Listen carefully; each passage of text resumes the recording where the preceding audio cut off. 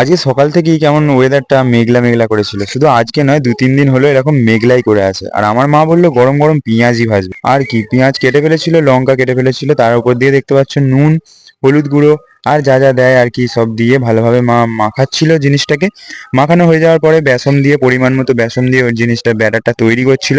আর এদিকে কড়াও চাপানো হয়ে গেছিল মায়ের। কড়াতে দেখতে পাচ্ছ সাদা তেল ঢেলে নিল প্রথমে, আর একে একে ছাড়তে শুরু করে দিল। কড়ার মধ্যে দেখতে পাচ্ছ একদম গরম গরম তেলে এরকম গরম গরম পেঁয়াজি ভাজছিল আমার মা সকাল সকাল মুড়ি দিয়ে খাওয়ার জন্য। আর যাই বলো, মুড়ি খেতে আমার খুব সুন্দর লাগে। আমার ভাত না খেলেও চলে যাবে, আমার মুড়িটা খুব সুন্দর লাগে মুড়ি খেতে। আর মুড়ি যদি এরকম চাট করে খাওয়া হয় তাহলে তো আরো সুন্দর লাগে। তো এরকম ভাজা হচ্ছিল, মা দেখতে পাচ্ছ একে একে ভাজছে, লাল লাল হয়ে গেছে মোটামুটি ভাজা। আর ভেজে তুলে নিচ্ছিল, এই সাইডে রাখছিল। তার সাথে ছিল হচ্ছে এরকম ছোলা সেদ্ধ। ছোলা সেদ্ধটাও করেছিল মুড়ি দিয়ে খাওয়ার জন্য। তো তারপরে সবকটা